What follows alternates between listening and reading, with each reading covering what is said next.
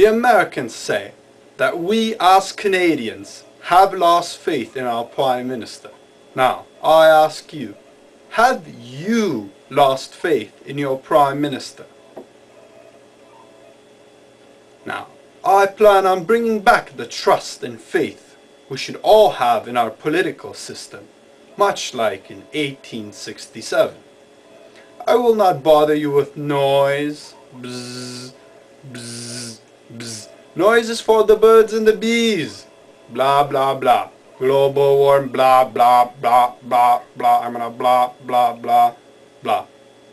There are countless meritorious objectives that a Prime Minister should try to achieve. Instead of focusing on the very small or the very grand, we should try and change the things we can. Rome, after all, wasn't built in a day. It took 1,000 years, and they had to build it over several times.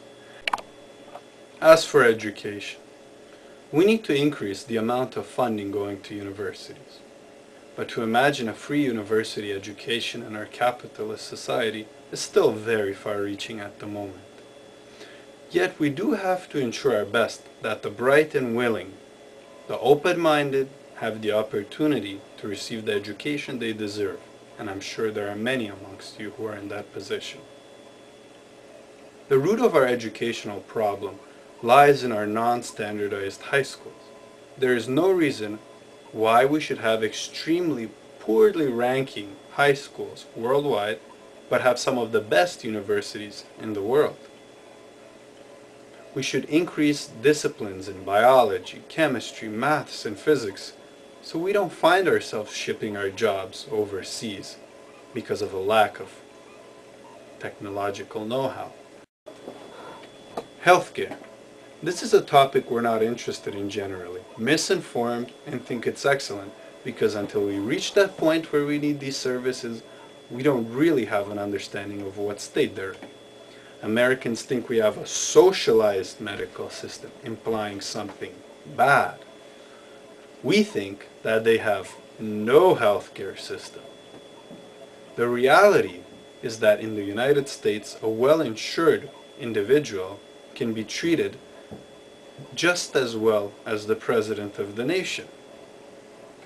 But none of these previous assertions is true. The answer is somewhere in the middle. To give you an example, my ideal system for Canada would be a mixed healthcare system without lowering taxes for those who would opt out and choose independent healthcare. So those who can afford to pay for themselves, which would be less than 5% of the population, would keep supporting the healthcare system, even if they were paying for their own healthcare and clearing up jams and problems in our current healthcare system. Culture. What's culture? Many of us are asking ourselves that question this very day. We as Canadians are welcome, kind, and polite people. This great country offers us endless freedoms and the rights that people in other places in the world could only dream of. While we may be open-minded and accepting, we are not at the very forefront of culture. Can't we imagine that one day Vancouver, Toronto, Montreal, Quebec City, or Ottawa could become great capitals of art culture? Capitals that could rival the New Yorks and Parises of the world. Immigration. Almost 40% of the people residing in this country are first-generation Canadian. That's more to say than any other country in the world. These people helped build and strengthen our glorious nation.